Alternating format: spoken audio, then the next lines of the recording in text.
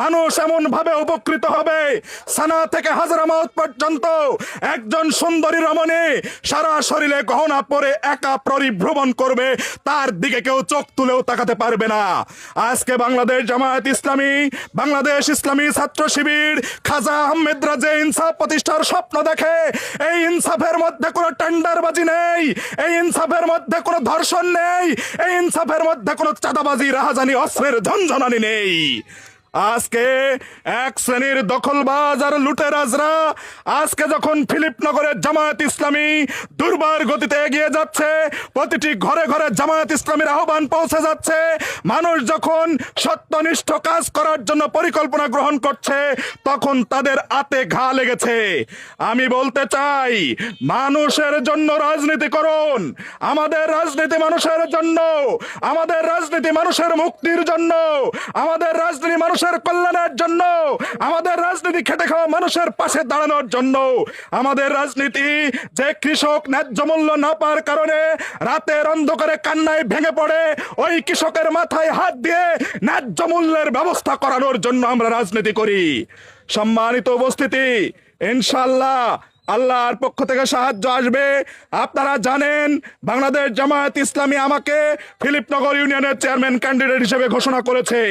আল্লাহর পুরে বিশ্বাস স্থাপন করে, আল্লাহর সাহায্য নিয়ে আসমান থেকে যে সহযোগিতা আসবে, সেই সহযোগিতা নিয়ে আমরা এই জনপদের প্রতিটি বাড়িতে, অলিতে গলিতে, প্রতিটি মানুষের হৃদয়ে ঢুকে যাব। পারবো ইনশাআল্লাহ।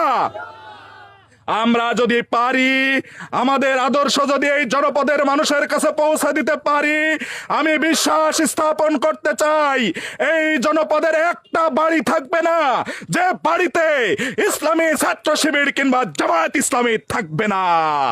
সম্মানিত উপস্থিতি, আজকে ইসলামপুরে একটি ঐতিহ্য সম্পূর্ণ গ্রাম। এই ইসলামপুরে স্বাধীনতার 56-55 বছর পার হলেও প্রকৃত অর্থে ইনসাফ প্রতিষ্ঠিত হয়নি, প্রকৃত অর্থে সমৃদ্ধতা প্রতিষ্ঠিত হয়নি, প্রকৃত অর্থে অস্ত্রের ঝনঝনানি থামেনি, প্রকৃত অর্থে উঁচুর পায়ে নিচুরা পদদলিত বন্ধ হয়নি। প্রকৃত অর্থে এই জনপদের মানুষগুলো যে শান্তি আচ্ছাদন করার দরকার ছিল, সেই শান্তি এখন পর্যন্ত মানুষের হৃদয়ের কাছাকাছি পৌঁছায়নি। ইনশাআল্লাহ এই জনপদের মানুষ যদি সবকিছুর ঊর্ধ্বে গিয়ে দুনিয়াবি এবং আখিরাতের কল্যাণকে লক্ষ্য করে বাংলাদেশ জামায়াত ইসলামীকে গ্রহণ করে, বাংলাদেশ জামায়াত ইসলামীর সংস্পর্শে আসে, বাংলাদেশ জামায়াত ইসলামীর ছায়াতলে অবস্থান করে, আমি বিশ্বাস করি যে এতদিন পর্যন্ত যে শান্তি এই জনপদের মানুষের হৃদয়ে পৌঁছায়নি, সেই